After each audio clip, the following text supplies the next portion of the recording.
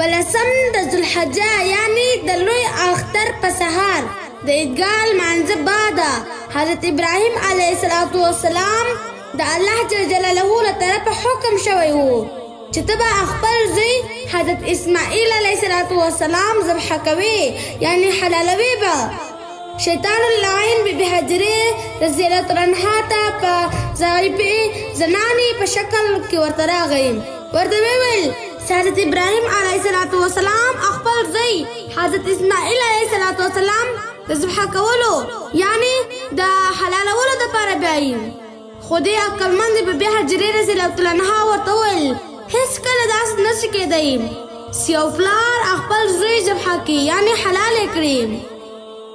په لسم د ذوالحجه یا ابراهیم علیه السلام د الله تعالی د عبادت نه چې فارغ شو نو خپلې بیبي ته یې وفرمیل چې اسماعیل علیه السلام بچه ته ښکلې کپړې واچوه، ویې لمبوه، سر ورغول کړه، سترګې ورتورې کړه، سر ورلمونځ کړه.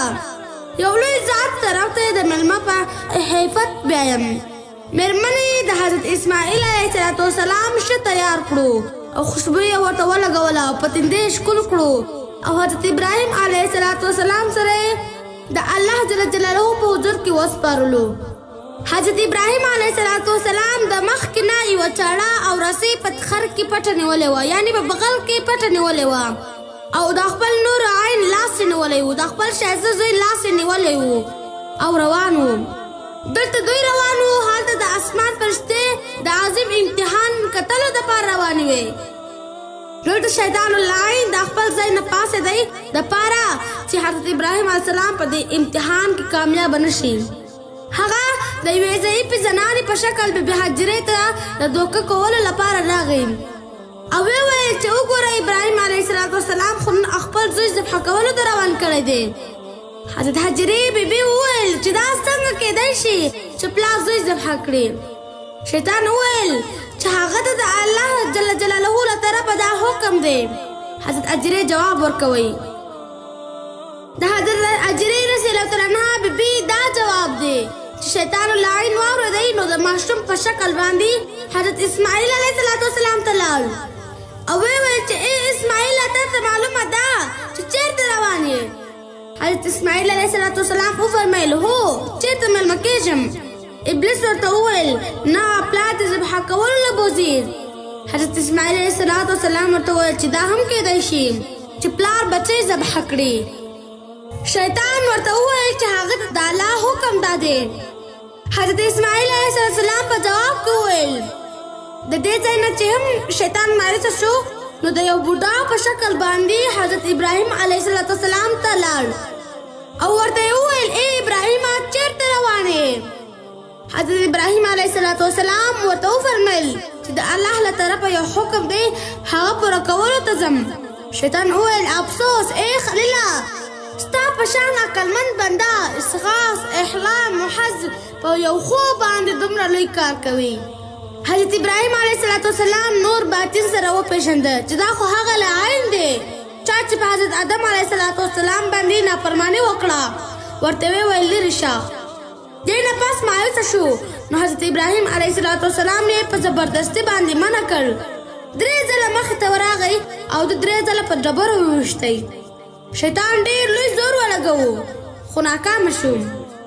کله چې حضرت ابراهیم علیه السلام مقام منا ته ورسېدی نو خپل لخت جګر حضرت اسماعیل علیه السلام ته یې وفرمیل ای زما بچو ما په خوب کې ولیدل چې زه تا ذبح کوم یعنې زه تا حلالوم نو ستا څه رایې ده؟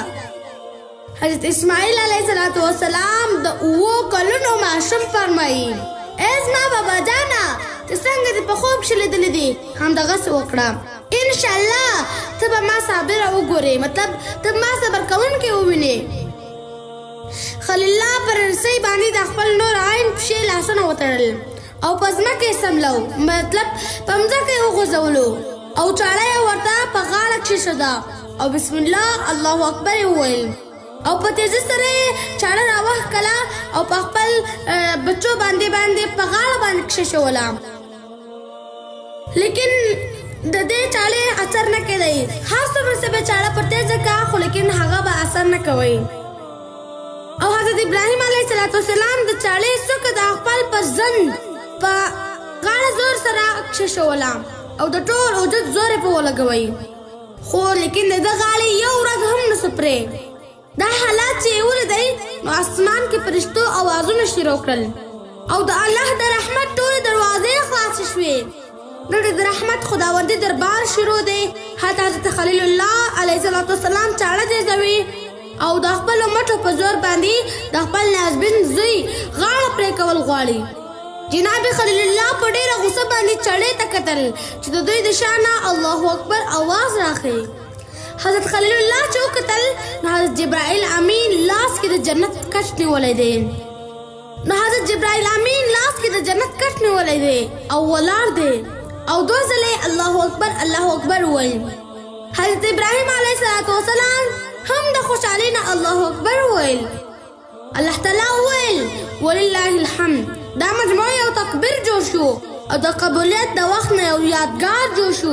قیامت پورې مسلمانانو دپاره دا یو حکم دی چې د 9 ذوالحج نه واخله تر 14 ذوالحج پورې دا تکبیرات وایي چې یو یادګار باقي پاتې وي.